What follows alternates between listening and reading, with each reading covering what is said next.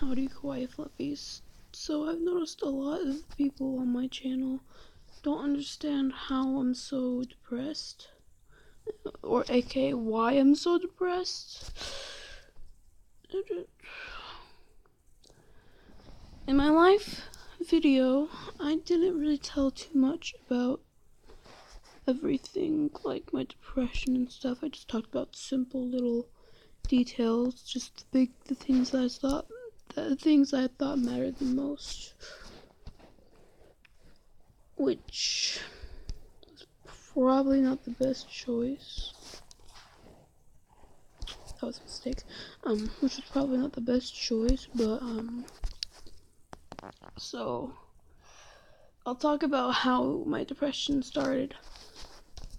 So, if you've watched my life video, then you know first thing that happened to me, the way that my depression started was that I had to move away from my first school, which was Glens Valley in Indianapolis. I didn't move away too far, but it was still far away enough for me to have to change schools. So I went into my new school. I was a shy person, and I didn't expect to introduce myself to anyone. I was expecting people to introduce themselves to me, and no one did. No one introduced themselves to me. So, like I said in my life video, I changed myself, trying to make myself better, but that didn't help, and eventually I just gave up on that and just let this depression sink in, closing in on me. After like, I would say halfway through first grade, I asked my mom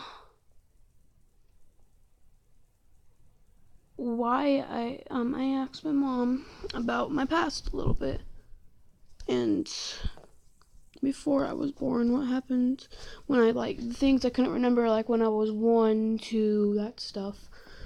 And I honestly noticed this was a mistake as soon as she started talking. So first she said that she was pregnant when I was around, when I was 2 or 3, something around there. So she said she was pregnant around that time, and that she got in a car crash, and I was at my dad's house. I was with Dad at my house at that time. I was so young, I didn't understand, didn't remember, and apparently that baby died. That was supposed to be the first AJ. Yeah, the first AJ. But the thing that probably got me the worst, and that's completely stained in the back of my mind, is when she said that I had another father. You see, when my mom was 21, she got pregnant with me, and my dad, he didn't want a kid, so he left my mom, and he later died from a heart attack, and I never knew that till then. I never knew that the dad I looked up to wasn't even my real dad. So after that, I just stopped looking up to him, knowing that I didn't have any of his blood in my veins, knowing that I truly wasn't his daughter. It hurt me a lot. And that's when the depression I already had from not having any friends got difficult to deal with, and it just grew worse. So after that, I moved to Beech Grove.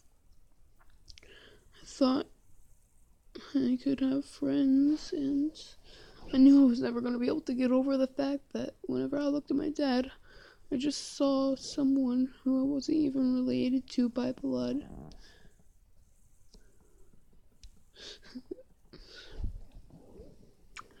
And when my mom got pregnant, again and had AJ, I only saw him as half my brother. I still see him today as just a half brother, only having half my blood, only have him and me only sharing half of the same blood. Because our dad isn't even my real dad. I never talk about that anymore. I try to ignore it. I try to ignore the fact that whenever I look at AJ or Allie June, I just see someone who's half related to me.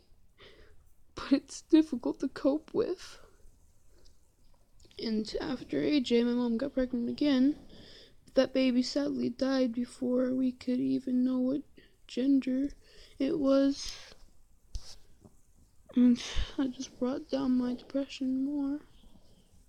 When Mom was pregnant with Allie June, I was a little bit happier. But once again, I say the same thing. She's only half blood of me. I still just don't see the sister that normal person would see. A normal person with a normal family and with siblings that actually related to them. They'd see someone them as much as possible. But it's difficult to understand. It's difficult to understand looking at someone and only seeing their half blood of you. They're not your true sibling. They're only half of your true sibling. Then after Allie, my mom got pregnant again with this baby. She died when she was old enough to know what gender she was. So Mom and Dad named her Anne. And we made a little shrine for her in the living room. I had these pictures of her too. I brought them to school for like 3 weeks, and I'm still not over Anne's death. And then bullying. Okay, let me get down to that. So far, if you look at this, I've been called fat, weird, ugly, annoying. Oh yeah. Somebody named Gavin said, "Fuck you." So yeah, that's wonderful. And my best friend Lizzie said these: "You annoy me, and they're better friends than you." Today. And okay, I've been called many things, more than I just put here. And I've been bullied a lot. I've been bullied my whole life, pretty much. Even in kindergarten, I always heard people talking about me behind my back. It's difficult. And even my freaking cousin is half blood. Even my cousin is half blood. He's even half blood. I just remembered. He's half blood too. Adrian. So, what happened to my mom what happened to me happened to my mom too, but she was able to easily get over her dad because she's more emotionally strong than me. Plus, it's not like he just plus Nana agreed to him leaving, but I don't know if my mom agreed to my dad leaving. So yeah, half-blood cousin, half-blood siblings. That's all I have. And then I also have 2 cousins, Mary and Kathleen. They're not half-blood, thankfully. But still, I see Adrian and Preston, which are both my half-blood cousins, more than I do them. I just see half-blood family all the time. Which would probably make sense why I don't get along with them that well. Because they only have half of my blood. They both mainly have my dad's blood, I feel like, because they both act... Because I don't get along with any of them that well. Anyway, back to the bullying thing. So yeah, the first time I got called something in front of my face was probably when I was about to leave Abraham Lincoln. When I was in Abraham Lincoln, I'm pretty sure I was called weird. I don't remember exactly. Or ugly. It was one of those two. I'm like 100% sure. I'm like mostly sure it was weird.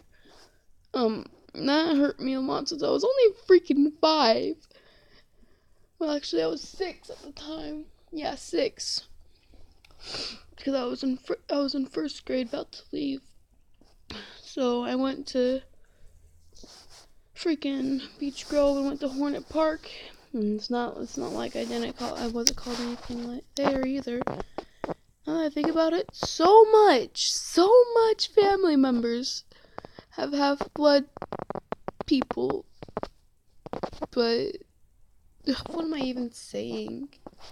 My cousin Adrian was lucky enough to have a sibling. To have a sibling that actually is full-blood to him. You see, when I look at myself, because he was able to have 2 siblings before his dad left his mom. And he still says that I'm lucky to have more siblings, and I'm lucky to not be an only child in my house. Well, he's lucky that he actually has a sibling that's not half blood.